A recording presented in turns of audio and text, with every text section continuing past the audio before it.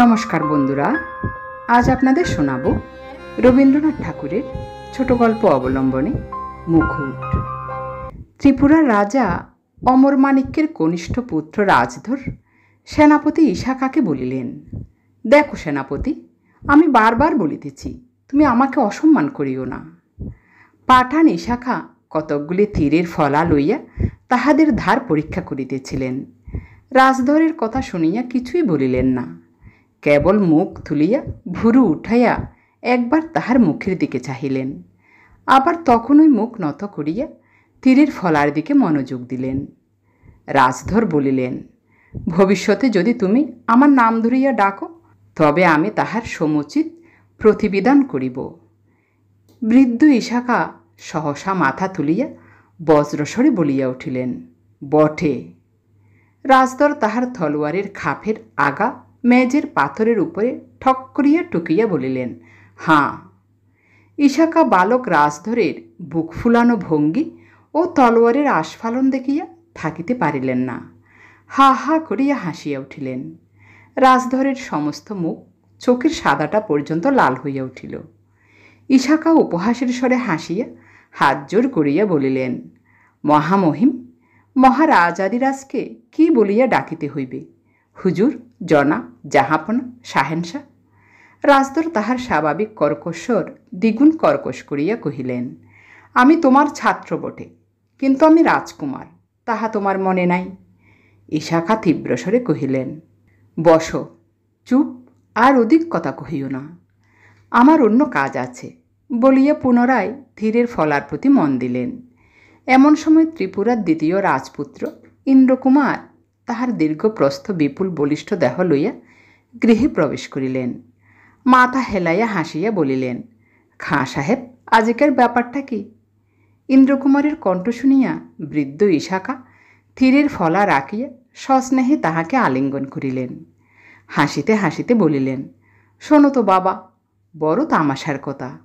তোমার এই কনিষ্ঠটিকে মহারাজ চক্রবর্তীকে জাহাপানা জনাব বলিয়া না ডাকিলে উহার অপমান বোধ হয়, বলিয়া আবার তীরের ফলা লইয়া পড়িলেন। সত্য নাকি? বলিয়া ইন্দ্রকুমার হো হো করিয়া হাসিয়া উঠিলেন। রাজধর বিষম ক্রোধে বলিলেন, চুপ করো দাদা। ইন্দ্রকুমার বলিলেন, রাজধর, তোমাকে কি বলিয়া ডাকিতে হইবে? জাহাপনা। হাঁ হাঁ, জাহাপনা। রাজধর কাঁপিতে কাঁপিতে বলিলেন, দাদা, চুপ করো বলিতেছি। ইন্দ্রকুমার আবার হাসিয়া বলিলেন, জনাব। রাজধর অধীর হইয়া বলিলেন, দাদা, তুমি নিতান্ত নির্বোধ। ইন্দ্রকুমার হাসিয়া রাজধরের পৃষ্ঠে হাত বুলাইয়া বলিলেন, ঠান্ডা হও ভাই, ঠান্ডা হও, তোমার বুদ্ধি তোমার থাক, আমি তোমার বুদ্ধি কাড়িয়া লইতেছি না। ইশাখা কাজ করিতে করিতে আর চোখে চাহিয়া ঈষৎ হাসিয়া বলিলেন, উহার বুদ্ধি সম্প্রতি অত্যন্ত বাড়িয়া উঠিয়াছে। ইন্দ্রকুমার বলিলেন, নাগাল পাওয়া যায় না।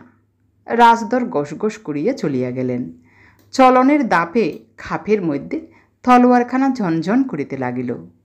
রাজকুমার রাজধরের বয়স 19 বৎসর। শ্যামবর্ণ, বেঠে, দেহের গঠন বলিষ্ঠ। সেকালে অন্য রাজপুত্রেরা যেমন বড় বড় চুল রাখিতেন, ইহার তেমন ছিল না। ইহার সোজা সোজা মোটা চুল ছোট করিয়া ছাটা, ছোট ছোট চোখ, তীক্ষ্ণ দৃষ্টি, দাঁতগুলি কিছু বড়, গলার আওয়াজ ছেলেবেলা হইতেই কেমন কর্কশ। রাজধরের বুদ্ধি অত্যন্ত বেশি, এইরূপ সকলের বিশ্বাস। তাহার নিজের বিশ্বাসও তাই। এই বুদ্ধির বলে তিনি আপনার 2 দাদাকে অত্যন্ত হেয় জ্ঞান করিতেন। রাজধরের প্রবল প্রতাপে বাড়িশুদ্ধ সকলে অস্থির।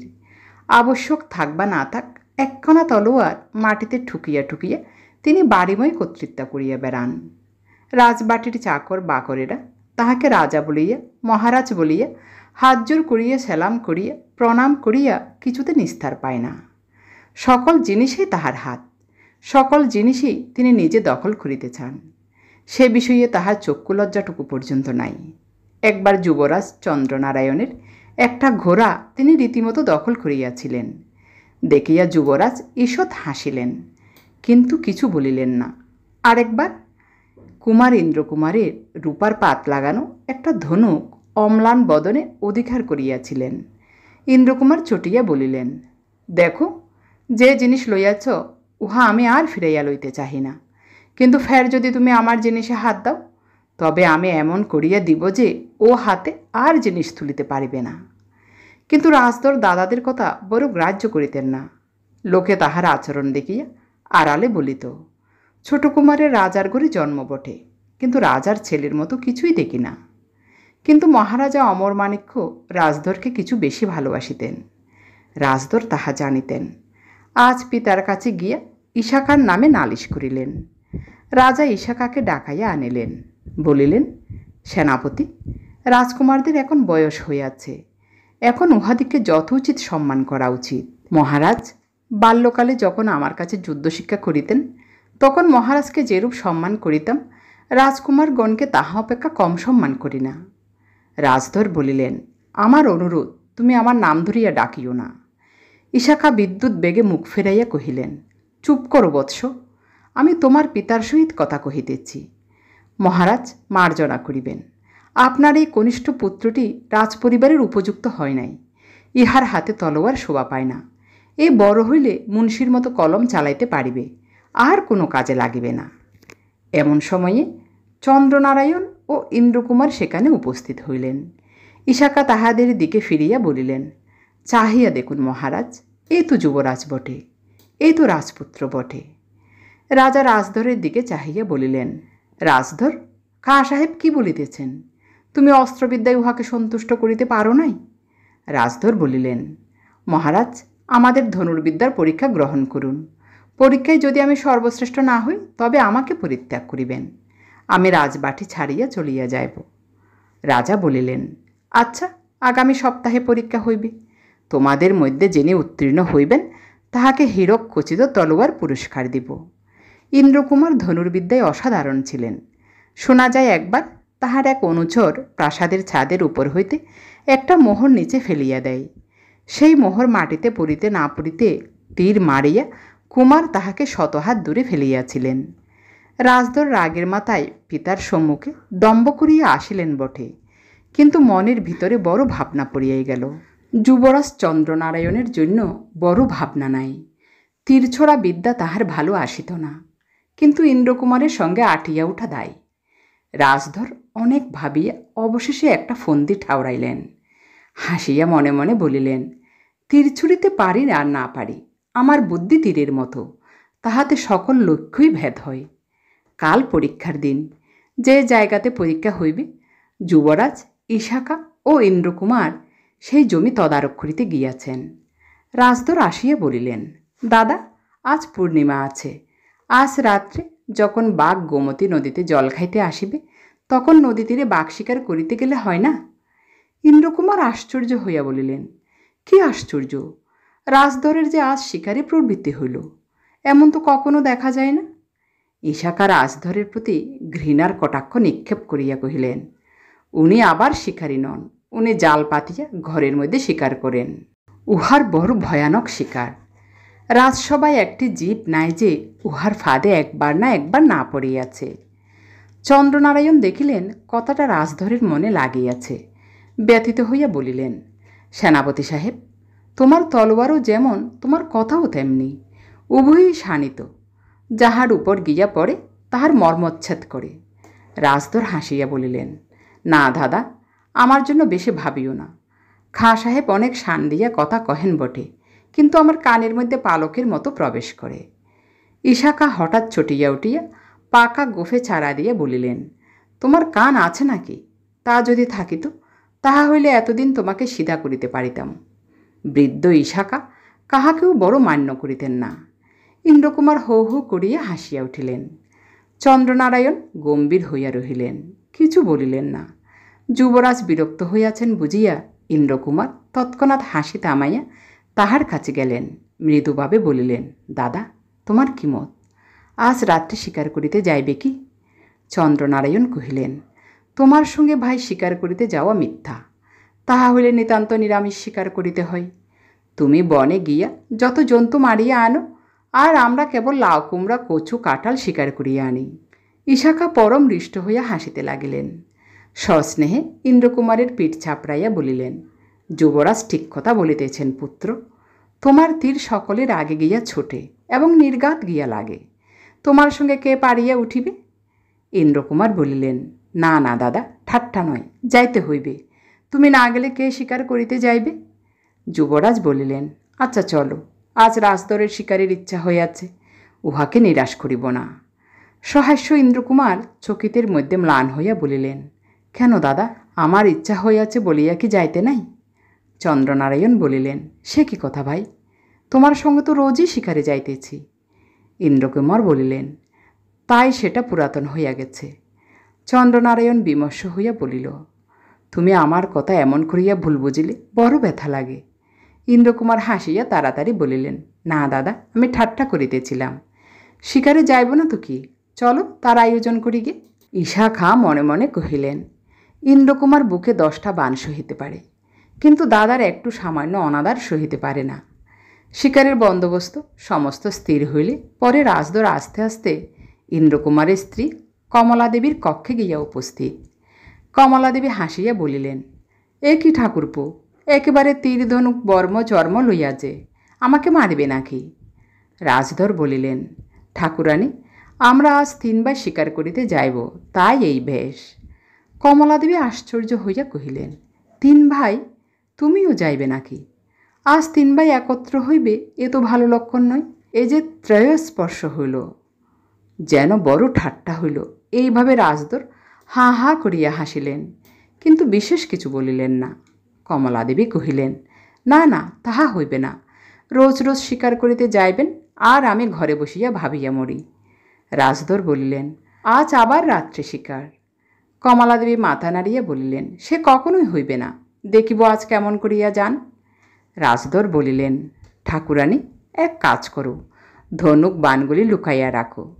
কমলাদেবী কহিলেন, কোথায় লুকাইব? রাজদর বলিল, আমার কাছে দাও, আমি লুকাইয়া রাখিব। কমলাদেবী হাসিয়া কহিলেন, মন্দ কথা নয়, সে তো বড় রঙ্গ হইবে। কিন্তু মনে মনে বলিলেন, তোমার একটা কি মতলব আছে, তুমি যে কেবল আমার উপকার করিতে আসিয়াছ তাহা বোধ হয় না। এসো, অস্ত্রশালায় এসো, বলিয়া কমলাদেবী রাজধরকে সঙ্গে করিয়া লইয়া চলিলেন। চাবি লইয়া ইন্দ্রকুমারের অস্ত্রশালার দ্বার খুলিয়া দিলেন। রাজধর যেমন ভিতরে প্রবেশ করিলেন, অমনি কমলাদেবী দ্বারে তালা লাগাইয়া দিলেন। রাজধর ঘরের মধ্যে বন্ধ হইয়া রহিলেন। কমলাদেবী বাহির হইতে হাসিয়া বলিলেন, ঠাকুরপো, আমি তবে আজ আসি। এদিকে সন্ধ্যার সময় ইন্দ্রকুমার অন্তঃপুরে আসিয়া অস্ত্রশালার চাবি কোথাও খুঁজিয়া পাইতেছেন না। কমলাদেবী হাসিতে হাসিতে বলিলেন, হাগা, আমাকে খুঁজিতেছ বুঝি? আমি তো হারাই নাই। শিকারের সময় বহিয়া যায় দেখিয়া ইন্দ্রকুমার দ্বিগুণ ব্যস্ত হইয়া খোঁজ করিতে লাগিলেন। কমলাদেবী তাহাকে বাধা দিয়া আবার তাহার মুখের কাছে গিয়া দাঁড়াইলেন। হাসিতে হাসিতে বলিলেন, হাগা, দেখিতে কি পাও না? চোখের সম্মুখে তবু ঘরময় বেড়াইতেছ। ইন্দ্রকুমার কিঞ্চিৎ কাতর স্বরে কহিলেন, দেবী, এখন বাধা দিও না, আমার একটা বড় আবশ্যকের জিনিস হারাইয়াছে। কমলাদেবী বলিলেন, আমি জানি তোমার কি হারাইয়াছে, আমার একটা কথা যদি রাখো তো খুঁজিয়া দিতে পারি। ইন্দ্রকুমার বলিলেন, আচ্ছা রাখিব, তবে শোনো, আজ তুমি শিকার করিতে যাইতে পারিবে না, এই লও তোমার চাবি। ইন্দ্রকুমার বলিলেন, সে হয় না, এ কথা রাখিতে পারি না। কমলাদেবী বলিলেন, চন্দ্রবংশে জন্মিয়া এই বুঝি তোমার আচরণ, একটা সামান্য প্রতিজ্ঞা রাখিতে পারো না? ইন্দ্রকুমার হাসিয়া বলিলেন, আচ্ছা, তোমার কথায় রহিল, আজ আমি শিকারে যাইব না। তোমাদের আর কিছু হারাইয়াছে, মনে করিয়া দেখো দেখি। ইন্দ্রকুমার বলিল, কই, মনে পড়ে না তো। কমলাদেবী বলিল, তোমাদের 7 রাজার ধন মানিক, তোমাদের সোনার ছাঁদ। ইন্দ্রকুমার মৃদু হাসিয়া ঘাড় নাড়িলেন। কমলাদেবী বলিলেন, তবে এসো দেখো, বলিয়া অস্ত্রশালার দ্বারে গিয়া দ্বার খুলিয়া দিলেন। কুমার দেখিলেন রাজধর ঘরের মেঝেতে চুপ করিয়া বসিয়া আছেন। দেখিয়া হো হো করিয়া হাসিয়া উঠিলেন, এ কি রাজধর, অস্ত্রশালায় যে? কমলাদেবী বলিলেন, উনি আমাদের ব্রহ্মাস্ত্র। ইন্দ্রকুমার বলিলেন, তা বটে, উনি সকল অস্ত্রের চেয়ে তীক্ষ্ণ। রাজধর মনে মনে বলিলেন, তোমাদের জিহবার চেয়ে নয়। রাজধর ঘর হইতে বাহির হইয়া বাঁচিলেন। তখন কমলাদেবী গম্ভীর হইয়া বলিলেন, না কুমার, তুমি শিকার করিতে যাও, আমি তোমার সত্য ফিরাইয়া লইলাম। ইন্দ্রকুমার বলিল, শিকার করিব? আচ্ছা, বলিয়া ধনুকে তীর যোজনা করিয়া অতি ধীরে কমলাদেবীর দিকে নিক্ষেপ করিলেন। তীর তাহার পায়ের কাছে পড়িয়া গেল। কুমার বলিল, আমার লক্ষ্য ভ্রষ্ট হইল।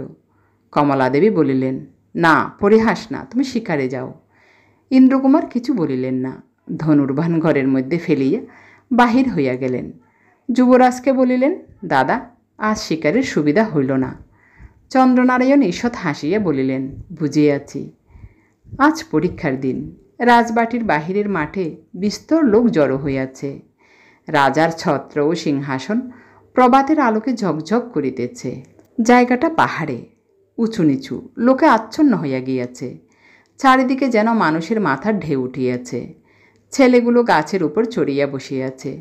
একটা ছেলে গাছের ডাল হইতে আস্তে আস্তে হাত বাড়াইয়া একজন মোটা মানুষের মাথা হইতে পাগড়ি তুলিয়া আরেকজনের মাথায় পড়াইয়া দিয়াছে। যাহার পাগড়ি সেই ব্যক্তি ছুটিয়া ছেলেটাকে গ্রেফতার করিবার জন্য নিষ্ফল প্রয়াস পাইতেছে। অবশেষে নিরাশ হইয়া সজোরে গাছের ডাল নাড়া দিতেছে। ছোড়াটা মুখভঙ্গি করিয়া ডালের উপর বাঁদরের মতো নাচিতেছে। মোটা মানুষের দুর্দশা ও রাগ দেখিয়া সেদিকে একটা হো হো হাসি পড়িয়া গিয়াছে। একজন এক হাঁড়ি দই মাথায় করিয়া বাড়ি যাইতেছিল। পথে জনতা দেখিয়া সে দাঁড়াইয়া গিয়াছিল। হঠাৎ দেখে তাহার মাথায় হাঁড়ি নাই। হাঁড়িটা মুহূর্তের মধ্যে হাতে হাতে কত দূর চলিয়া গিয়াছে তাহার ঠিকানা নাই।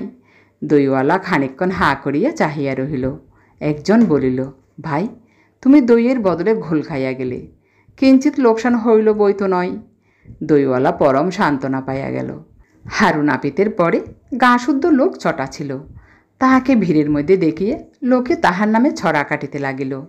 সে যত খেপিতে লাগিল, খেপাইবার দল তত বাড়িয়া উঠিল। চারিদিকে ছটাপট হাততালি পড়িতে লাগিল। 58 প্রকার আওয়াজ বাহির হইতে লাগিল। সে ব্যক্তি মুখ চক্ষু লাল করিয়া চটিয়া গলদঘর্ম হইয়া চাদর ভূমিতে লুটাইয়া এক পাটি চটি জুতা ভিড়ের মধ্যে হারাইয়া বিশ্বের লোককে অভিশাপ দিতে দিতে বাড়ি ফিরিয়া গেল। ঠাসাঠাসি ভিড়ের মাঝে মাঝে এক একটা ছোট ছেলে আত্মীয়ের কাঁধের উপর চড়িয়া কান্না জড়িয়ে দিয়েছে। এমন কত জায়গায় কত কলরব ফুটিয়াছে তাহার ঠিকানা নাই। হঠাৎ নহবত বাজিয়া উঠিল। সমস্ত কোলাহল ভাসাইয়া দিয়া জয় জয় শব্দে আকাশ প্লাবিত হইয়া গেল। খোলের ছেলে যতগুলো ছিল ভয়ে সমস্বরে কাঁদিয়া উঠিল। গায়ে গায়ে পাড়ায় পাড়ায় কুকুরগুলো ঊর্ধ্বমুখ হইয়া খেউ খেউ করিয়া ডাকিয়া উঠিল। পাখি যেখানে যত ছিল বয়ে গাছের ডাল ছাড়িয়া আকাশে উড়িল। কেবল গোটাকতক বুদ্ধিমান কাক সুদূরে গামবাড়ি গাছের ডালে বসিয়া দক্ষিণে ও বামে ঘাড় হেলাইয়া একাগ্র চিত্তে অনেক বিবেচনা করিতে লাগিল এবং একটা সিদ্ধান্তে উপনীত হইবা মাত্র তৎক্ষণাৎ অসন্দিগ্ধ চিত্তে কা কা করিয়া ডাকিয়া উঠিতে লাগিল। রাজা আসিয়া সিংহাসনে বসিয়াছেন।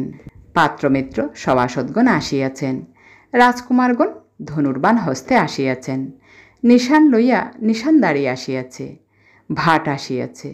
সৈন্যগণ পশ্চাতে কাতার দিয়া দাঁড়াইয়াছে। বাজনদারগণ মাথা নাড়াইয়া নাচিয়া সবলে পরম উৎসাহে ঢোল পিটাইতেছে। মহা ধুম পড়িয়া গিয়াছে। পরীক্ষার সময় যখন হইল, ইশাকা রাজকুমারগণকে প্রস্তুত হইতে কহিলেন। ইন্দ্রকুমার যুবরাজকে কহিলেন, দাদা, আজ তোমাকে জিতিতে হইবে, তাহা না হইলে চলিবে না। যুবরাজ হাসিয়া বলিলেন, চলিবে না তো কি? আমার একটা ক্ষুদ্র তীর লক্ষ্যভ্রষ্ট হইলেও জগৎ সংসার যেমন চলিতেছিল তেমনি চলিবে, আর যদি বা না চলিত তবু আমার জিতিবার কোনো সম্ভাবনা দেখিতেছি না। ইন্দ্রকুমার বলিলেন, দাদা, তুমি যদি হারো তো আমিও ইচ্ছাপূর্বক লক্ষ্যভ্রষ্ট হইব। যুবরাজ ইন্দ্রকুমারের হাত ধরিয়া কহিলেন, না ভাই, ছেলে মানুষই করিও না, ওস্তাদের নাম রক্ষা করিতে হইবে। রাজধর বিবর্ণ শুষ্ক চিন্তাকুল মুখে চুপ করিয়া দাঁড়াইয়া রহিলেন। ইশাকা আসিয়া কহিলেন, যুবরাজ, সময় হইয়াছে, ধনুক গ্রহণ করো। যুবরাজ দেবতার নাম করিয়া ধনুক গ্রহণ করিলেন। প্রায় 200 হাত দূরে গোটা 5-6 কলাগাছের গুড়ি একত্র বাঁধিয়া স্থাপিত হইয়াছে। মাঝে একটা কচুর পাতা চোখের মতো করিয়া বসানো আছে। তাহার ঠিক মাঝখানে চোখের তারার মতো আকারে কালো চিহ্ন অঙ্কিত। সেই চিহ্নই লক্ষ্যস্থল। দর্শকেরা অর্ধচক্র আকারে মাঠ ঘেরিয়া দাঁড়াইয়া আছে। যেদিকে লক্ষ্য স্থাপিত সেদিকে যাওয়া নিষেধ। যুবরাজ ধনুকে বাণ যোজনা করিলেন, লক্ষ্য স্থির করিলেন, বাণ নিক্ষেপ করিলেন। বান লক্ষ্যের উপর দিয়া চলিয়া গেল। ইশাকা তাহার গোফশুদ্ধ দাড়িশুদ্ধ মুখ বিকৃত করিলেন, পাখা ভুরু কুঞ্চিত করিলেন, কিন্তু কিছু বলিলেন না। ইন্দ্রকুমার বিষণ্ণ হইয়া এমন ভাব ধারণ করিলেন যেন তাহাকে লজ্জিত করিবার জন্য দাদা ইচ্ছা করিয়া এই কীর্তিটি করিলেন। অস্থিরভাবে ধনুক নাড়িতে নাড়িতে ইশাকাকে বলিলেন, দাদা, মন দিলেই সমস্ত পারেন, কিন্তু কিছুতেই মন দেন না। ইশাকা বিরক্ত হইয়া বলিলেন, তোমার দাদার বুদ্ধি আর সকল জায়গাতেই খেলে, কেবল তীরের আগায় খেলে না। তার কারণ বুদ্ধি তেমন সূক্ষ্ম নয়। ইন্দ্রকুমার ভারী চটিয়া একটা উত্তর দিতে যাইতেছিলেন। ইশাকা বুঝিতে পারিয়া দ্রুত সরিয়া গিয়া রাজধরকে বলিলেন, কুমার, এবার তুমি লক্ষ্যপাত করো, মহারাজা দেখুন। রাজধর বলিলেন, আগে দাদার হোক। ইশাকা রুষ্ট হইয়া কহিলেন, এখন উত্তর করিবার সময় নয়, আমার আদেশ পালন করো। রাজধর ছুটিলেন, কিন্তু কিছু বলিলেন না। ধনুর্বাণ তুলিয়া লইলেন, লক্ষ্য স্থির করিয়া নিক্ষেপ করিলেন। তীর মাটিতে বিদ্ধ হইল। যুবরাজ রাজধরকে কহিলেন, তোমার বাণ অনেকটা নিকটে গিয়াছে, আর একটু হইলেই লক্ষ্যবিদ্ধ হইত। রাজধর অম্লান বদনে কহিলেন, লক্ষ্য তো বিদ্ধ হইয়াছে, দূর হইতে স্পষ্ট দেখা যাইতেছে না। যুবরাজ কহিলেন, না, তোমার দৃষ্টির ভ্রম হইয়াছে, লক্ষ্য বিদ্ধ হয় নাই। রাজধর কহিলেন, হাঁ, বিদ্ধ হইয়াছে, কাছে গেলেই দেখা যাইবে। যুবরাজ আর কিছু বলিলেন না। অবশেষে ইশাকার আদেশক্রমে ইন্দ্রকুমার নিতান্ত অনিচ্ছা সহকারে ধনুক তুলিয়া লইলেন। যুবরাজ তাহার কাছে গিয়া কাতর স্বরে কহিলেন, ভাই, আমি অক্ষম, আমার উপর রাগ করা অন্যায়। তুমি যদি আজ লক্ষ্য ভেদ করিতে না পারো, তবে তোমার ভ্রষ্ট লক্ষ্য তীর আমার হৃদয় বিদীর্ণ করিবে, ইহা নিশ্চয় জানিও। ইন্দ্রকুমার যুবরাজের পদধূলি লইয়া কহিলেন, দাদা, তোমার আশীর্বাদে আজ লক্ষ্য ভেদ করিব, ইহার অন্যতা হইবে না। ইন্দ্রকুমার তীর নিক্ষেপ করিলেন, লক্ষ্য বিদ্ধ হইল, বাজনা বাজিল, চারিদিকে জয়ধ্বনি উঠিল। যুবরাজ যখন ইন্দ্রকুমারকে আলিঙ্গন করিলেন, আনন্দে ইন্দ্রকুমারের চক্ষু ছলছল করিয়া আসিল। ইশাকা পরম স্নেহে কহিলেন, পুত্র, আল্লাহর কৃপায় তুমি দীর্ঘজীবী হইয়া থাকো। মহারাজা যখন ইন্দ্রকুমারকে পুরস্কার দিবার উদ্যোগ করিতেছেন, এমন সময়ে রাজধর গিয়া কহিলেন, মহারাজ, আপনাদের ভ্রম হইয়াছে, আমার তীর লক্ষ্য ভেদ করিয়াছে। মহারাজ কহিলেন, কখনোই না। রাজধর কহিলেন, মহারাজ, কাছে গিয়া পরীক্ষা করিয়া দেখুন। সকলে লক্ষ্যের কাছে গেলেন, দেখিলেন যে তীর মাটিতে বিদ্ধ তাহার ফলায় ইন্দ্রকুমারের নাম খোদিত, আর যে তীর লক্ষ্যে বিদ্ধ তাহাতে রাজধরের নাম খোদিত। রাজধর কহিলেন, বিচার করুন মহারাজ। ইশাকা কহিলেন, নিশ্চয়ই থুন বদল হইয়াছে। কিন্তু পরীক্ষা করিয়া দেখা গেল থুন বদল হয় নাই। সকলে পরস্পরের মুখ চাওয়াচাই করিতে লাগিলেন। ইশাকা বলিলেন, পুনর্বার পরীক্ষা করা হোক। রাজধর বিষম অভিমান করিয়া কহিলেন, তাহাতে আমি সম্মত হইতে পারি না। আমার প্রতি বড় অন্যায় অবিশ্বাস। আমি তো পুরস্কার চাই না, মধ্যম কুমার বাহাদুরকে পুরস্কার দেওয়া হোক। বলিয়া পুরস্কারের তলোয়ার ইন্দ্রকুমারের দিকে অগ্রসর করিয়া দিলেন। ইন্দ্রকুমার দারুণ ঘৃণার সহিত বলিয়া উঠিলেন, ধিক, তোমার হাত হইতে এই পুরস্কার গ্রাহ্য করে কে? এ তুমি লও। বলিয়া তলোয়ারখানা ঝনঝন করিয়া রাজধরের পায়ের কাছে ফেলিয়া দিলেন। রাজধর হাসিয়া নমস্কার করিয়া তাহা তুলিয়া লইলেন। তখন ইন্দ্রকুমার কম্পিত স্বরে পিতাকে কহিলেন, মহারাজ, আরাকানপতির সহিত শীঘ্রই যুদ্ধ হইবে, সেই যুদ্ধে গিয়া আমি পুরস্কার আনিব। মহারাজ আদেশ করুন। ইশাকা ইন্দ্রকুমারের হাতে ধরিয়া কঠোর স্বরে কহিলেন, তুমি মহারাজের অপমান করিয়াছ, উহার তলোয়ার ছুড়িয়া ফেলিয়াছ, ইহার সমুচিত শাস্তি আবশ্যক। ইন্দ্রকুমার সবলে হাত ছাড়াইয়া লইয়া কহিলেন, বৃদ্ধ, আমাকে স্পর্শ করিও না। বৃদ্ধ ইশাকা সহসা বিষণ্ণ হইয়া ক্ষুব্ধ স্বরে কহিলেন, পুত্র, এ কি পুত্র, আমার পরে এই ব্যবহার? তুমি আজ আত্মবিস্মৃত হইয়াছ বৎস। ইন্দ্রকুমারের চোখে জল উতলিয়া উঠিল। তিনি কহিলেন, সেনাপতি সাহেব, আমাকে মাফ করো, আমি আজ যথার্থই আত্মবিস্মৃত হইয়াছি। যুবরাজ স্নেহের স্বরে কহিলেন, শান্ত হও ভাই, গৃহে ফিরিয়া চলো। ইন্দ্রকুমার পিতার পদধূলি লইয়া কহিলেন, পিতা, অপরাধ মার্জনা করুন। গৃহে ফিরিবার সময় যুবরাজকে কহিলেন, দাদা, আজ আমার যথার্থই পরাজয় হইয়াছে। রাজধর যে কেমন করিয়া জিতিলেন তাহা কেহ বুঝিতে পারিলেন না। রাজধর পরীক্ষা দিনের পূর্বে যখন কমলাদেবীর সাহায্যে ইন্দ্রকুমারের অস্ত্রশালায় প্রবেশ করিয়াছিলেন, তখনই ইন্দ্রকুমারের তুন হইতে ইন্দ্রকুমারের নামাঙ্কিত একটি তীর নিজের তুনে তুলিয়া লইয়াছিলেন এবং নিজের নামাঙ্কিত একটি তীর ইন্দ্রকুমারের তুনে এমন স্থানে এমনভাবে স্থাপিত করিয়াছিলেন যাহাতে সেইটি সহজে ও সর্বাগ্রে তাহার হাতে উঠিতে পারে। রাজধর যাহা মনে করিয়াছিলেন তাহাই ঘটিল। ইন্দ্রকুমার দৈবক্রমে রাজধরের স্থাপিত তীরই তুলিয়া লইয়াছিলেন। সেই জন্যেই পরীক্ষাস্থলে এমন গোলযোগ হইয়াছিল। কালক্রমে যখন সমস্ত শান্তভাব ধারণ করিল তখন ইন্দ্রকুমার রাজধরের চাতুরী কতকটা বুঝিতে পারিয়াছিলেন, কিন্তু সে কথা আর কাহাকেও কিছু বলিলেন না।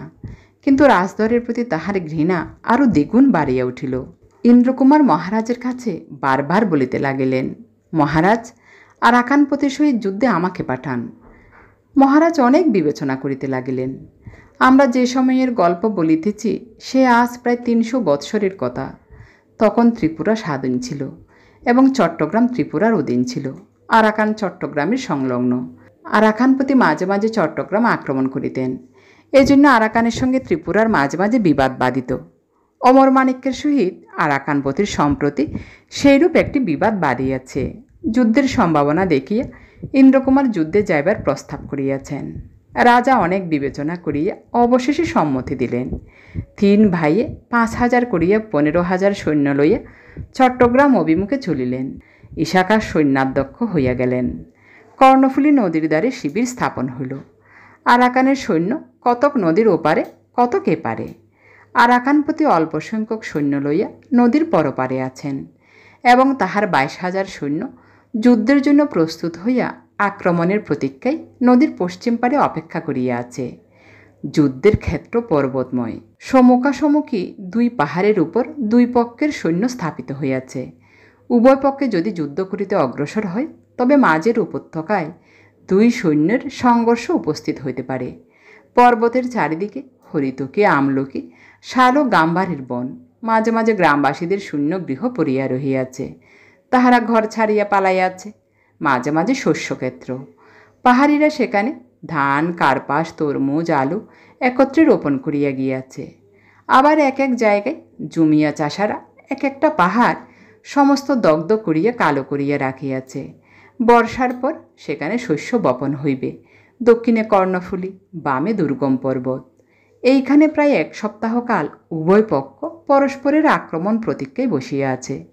ইন্দ্রকুমার যুদ্ধের জন্য অস্থির হইয়াছেন, কিন্তু যুবরাজের ইচ্ছা বিপক্ষ পক্ষেরা আগে আসিয়া আক্রমণ করে। সেই জন্য বিলম্ব করিতেছেন, কিন্তু তাহারাও নড়িতে চাহে না, স্থির হইয়া আছে। অবশেষে আক্রমণ করাই স্থির হইল। সমস্ত রাত্রি আক্রমণের আয়োজন চলিতে লাগিল। রাজধর প্রস্তাব করিলেন, দাদা, তোমরা 2 জনে তোমাদের 10,000 সৈন্য লইয়া আক্রমণ করো। আমার 5,000 হাতে থাক, আবশ্যকের সময় কাজে লাগিবে। ইন্দ্রকুমার হাসিয়া বলিলেন, রাজধর তফাতে তাকিতে চান। যুবরাজ কহিলেন, না, হাসির কথা নয়। রাজধরের প্রস্তাব আমার ভালো বোধ হইতেছে। ইশাখাও তাহাই বলিলেন। রাজধরের প্রস্তাব গ্রাহ্য হইল। যুবরাজ ও ইন্দ্রকুমারের অধীনে 10,000 সৈন্য 5 ভাগে ভাগ করা হইল। প্রত্যেক ভাগে 2,000 করিয়া সৈন্য রহিল। স্থির হইল একেবারে শত্রু ব্যূহের 5 জায়গায় আক্রমণ করিয়া ব্যূহভেদ করিবার চেষ্টা করা হইবে। সর্বপ্রথম সারে ধানুকীরা রহিল, তারপরে তলোয়ার, বর্ষা প্রভৃতি লইয়া অন্য পদাতিকেরা রহিল এবং সর্বশেষে অশ্বারোহীরা সার বাঁধিয়া চলিল। আরাকানের মগসৈন্যরা দীর্ঘ এক বাঁশবনের পশ্চাতে ব্যূহ রচনা করিয়াছিল। প্রথম দিনের আক্রমণে কিছুই হইল না। ত্রিপুরার সৈন্য ব্যূহ ভেদ করিতে পারিল না। দ্বিতীয় দিন সমস্ত দিন নিষ্ফল যুদ্ধ। অবসানে রাত্রি যখন নিশীথ হইল, যখন উভয় পক্ষের সৈন্যরা বিশ্রাম লাভ করিতেছে, 2 পাহাড়ের উপর 2 শিবিরের স্থানে স্থানে কেবল এক একটা আগুন জ্বলিতেছে।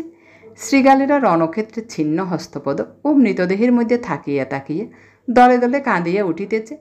তখন শিবিরের 2 ক্রোশ দূরে রাজধর তাহার 5,000 সৈন্য লইয়া সারবন্দি নৌকা বাঁধিয়া কর্ণফুলী নদীর উপরে নৌকার সেতু নির্মাণ করিয়াছেন। একটি মশাল নাই, শব্দ নাই। সেতুর উপর দিয়ে অতি সাবধানে সৈন্য পার করিতেছেন। নিচে দিয়া যেমন অন্ধকারে নদীর স্রোত বহিয়া যাইতেছে, তেমনি উপর দিয়া মানুষের স্রোত অবিচ্ছিন্ন বহিয়া যাইতেছে। নদীতে ভাটা পড়িয়াছে। পরপারের পর্বতময় দুর্গম পার দিয়ে সৈন্যেরা অতি কষ্টে উঠিতেছে। রাজদরের প্রতি সৈন্যাধ্যক্ষ ইশাকার আদেশ ছিল যে রাজদর রাত্রিযোগে তাহার সৈন্যদের লইয়া নদী বাহিয়া উত্তর দিকে যাত্রা করিবেন। তীরে উঠিয়া বিপক্ষ সৈন্যদের পশ্চাৎভাগে লুক্কায়িত থাকিবেন। প্রভাতে যুবরাজ ও ইন্দ্রকুমার সম্মুখ ভাগে আক্রমণ করিবেন। বিপক্ষেরা যুদ্ধে শ্রান্ত হইলে পর সংকেত পাইলে রাজদর সহসা পশ্চাৎ হইতে আক্রমণ করিবেন। সেই জন্যই এত নৌকার বন্দোবস্ত হইয়াছে। কিন্তু রাজদর ইশাকার আদেশ কই পালন করিলেন?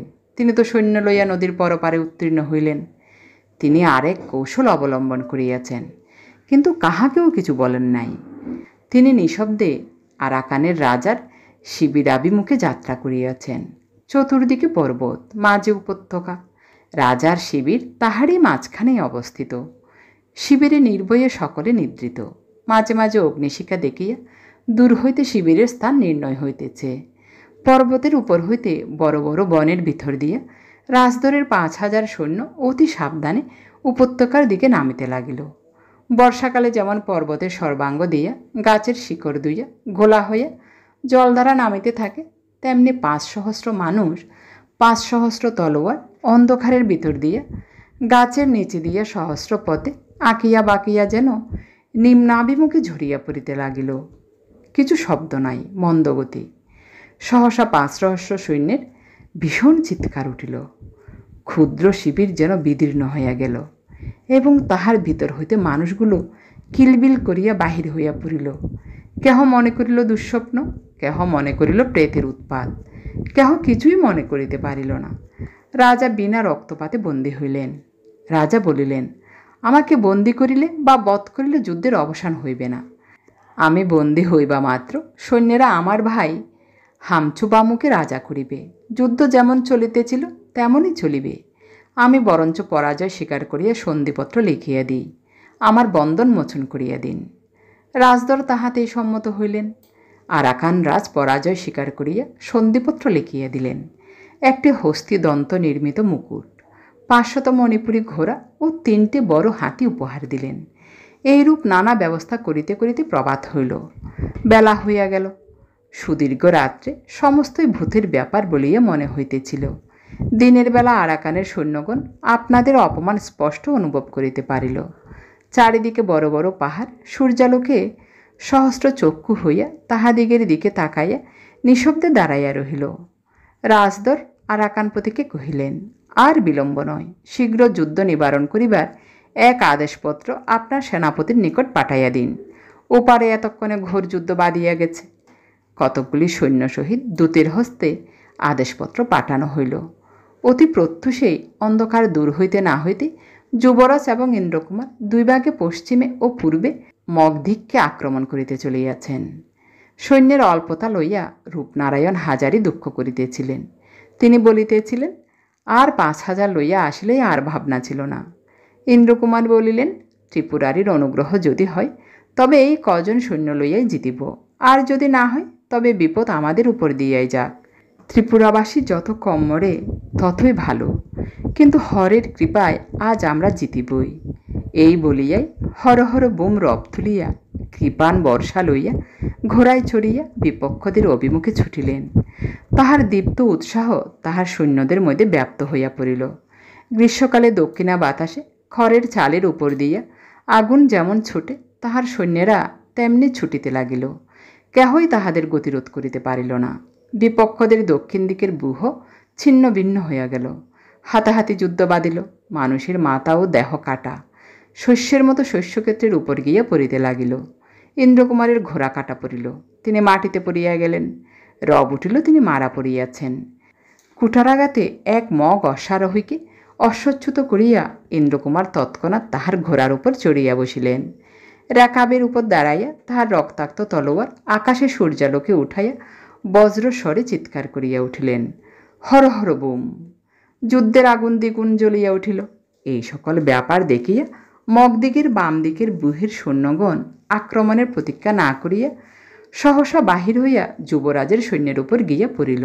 যুবরাজের সৈন্যগণ সহসা এরূপ আক্রমণ প্রত্যাশা করে নাই। তাহারা মুহূর্তের মধ্যে বিশৃঙ্খল হইয়া পড়িল। তাহাদের নিজের অশ্ব নিজের পদাতিকদের উপর গিয়া পড়িল। কোন দিকে যাইবে ঠিকানা পাইল না। যুবরাজ ও ইশাকা অসম সাহসের সহিত সৈন্যদের সংযত করিয়া লইতে প্রাণপণ চেষ্টা করিলেন, কিন্তু কিছুতেই কৃতকার্য হইতে পারিলেন না। অদূরে রাজদরের সৈন্য লুক্কায়িত আছে কল্পনা করিয়া সংকেত স্বরূপ বারবার তুরিনিনাদ করিলেন, কিন্তু রাজদরের সৈন্যের কোনো লক্ষণ প্রকাশ পাইল না। ইশাখা বলিলেন, তাহাকে ডাকা বৃথা, সে শৃগাল, দিনের বেলা গর্ত হইতে বাহির হইবে না। ইশাখা ঘোড়া হইতে লাফাইয়া পড়িলেন, পশ্চিমমুখ হইয়া সত্তর নামাজ পড়িয়া লইলেন, মরিবার জন্য প্রস্তুত হইয়া মরিয়া হইয়া লড়িতে লাগিলেন। চারিদিকে মৃত্যু যতই ঘেরিতে লাগিল, দুর্দান্ত যৌবন ততই যেন তাহার দেহে ফিরিয়া আসিতে লাগিল। এমন সময় ইন্দ্রকুমার শত্রুদের এক অংশ সম্পূর্ণ জয় করিয়া ফিরিয়া আসিলেন। আসিয়া দেখিলেন যুবরাজের একদল অশ্বারোহী সৈন্য ছিন্নভিন্ন হইয়া পালাইতেছে। তিনি তাহাদিগকে ফিরাইয়া লইলেন। বিদ্যুৎ বেগে যুবরাজের সাহায্যার্থে আসিলেন, কিন্তু সে বিশৃঙ্খলার মধ্যে কিছুই কুলকিনারা পাইলেন না। ঘূর্ণা বাতাসে মরুভূমির বালুকারাশি যেমন ঘুরিতে থাকে, উপত্যকার মাঝখানে যুদ্ধ তেমনই পাক খাইতে লাগিল। রাজদরের সাহায্য প্রার্থনা করিয়া বারবার তুরিধ্বনি উঠিল, কিন্তু তাহার উত্তর পাওয়া গেল না। সহসা কি মন্ত্র বলে সমস্ত থামিয়া গেল। যে যেখানে ছিল স্থির হইয়া দাঁড়াইল। আহতের আর্তনাদ ও অশ্বের রেশা ছাড়া আর শব্দ রহিল না। সন্ধির নিশান লইয়া লোক আসিয়াছে। মগদের রাজা পরাজয় স্বীকার করিয়াছেন। হর হর বোম বোম শব্দে আকাশ বিদীর্ণ হইয়া গেল। মগ সৈন্যগণ আশ্চর্য হইয়া পরস্পরের মুখ চাহিতে লাগিল। রাজদর যখন জয় উপহার লইয়া আসিলেন, তখন তাহার মুখে এত হাসি যে তাহার ছোট চোখ দুটা বিন্দুর মতো হইয়া পিটপিট করিতে লাগিল। হাতের দাঁতের মুকুট বাহির করিয়া ইন্দ্রকুমারকে দেখাইয়া কহিলেন, এই দেখো, যুদ্ধের পরীক্ষায় উত্তীর্ণ হইয়া এই পুরস্কার পাইয়াছি। ইন্দ্রকুমার ক্রুদ্ধ হইয়া কহিলেন, যুদ্ধ? যুদ্ধ তুমি কোথায় করিলে? এই পুরস্কার তোমার নহে, এ মুকুট যুবরাজ পরিবেন। রাজদর কহিলেন, আমি জয় করিয়া আনিয়াছি, এ মুকুট আমি পরিব। যুবরাজ কহিলেন, রাজদর ঠিক কথা বলিতেছেন, এ মুকুট রাজধরেরই প্রাপ্য।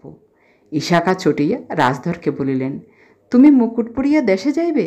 তুমি সৈন্যাধ্যক্ষের আদেশ লঙ্ঘন করিয়া যুদ্ধ হইতে পালাইলে এ কলঙ্ক একটা মুকুটে ঢাকা পড়িবে না। তুমি একটা ভাঙা হাড়ির কানা পরিয়া দেশে যাও, তোমাকে সাজিবে ভালো। রাজধর বলিলেন, খাঁ সাহেব, এখন তো তোমার মুখে বোল ফুটিতেছে, কিন্তু আমি না থাকলে তোমরা এতক্ষণ থাকিতে কোথায়? ইন্দ্রকুমার বলিলেন, যেখানেই থাকি, যুদ্ধ ছাড়িয়া গর্তের মধ্যে লুকাইয়া থাকিতাম না। যুবরাজ বলিলেন, ইন্দ্রকুমার, তুমি অন্যায় বলিতেছ। সত্য কথা বলিতে কি, রাজদর না থাকিলে আজ আমাদের বিপদ হইত। ইন্দ্রকুমার বলিলেন, রাজদর না থাকিলে আজ আমাদের কোনো বিপদ হইত না। রাজদর না থাকিলে এ মুকুট আমি যুদ্ধ করিয়া আনিতাম। রাজদর চুরি করিয়া আনিয়াছে। দাদা, এই মুকুট আনিয়া আমি তোমাকে পরাইয়া দিতাম, নিজে পরিতাম না। যুবরাজ মুকুট হাতে লইয়া রাজদরকে বলিলেন, ভাই, তুমিই আজ জিতিয়াছ। তুমি না থাকিলে অল্প সৈন্য লইয়া আমাদের কি বিপদ হইত জানি না। এই মুকুট আমি তোমাকে পরাইয়া দিতেছি। বলিয়া রাজধরের মাথায় মুকুট পরাইয়া দিলেন। ইন্দ্রকুমারের বক্ষ যেন বিদীর্ণ হইয়া গেল।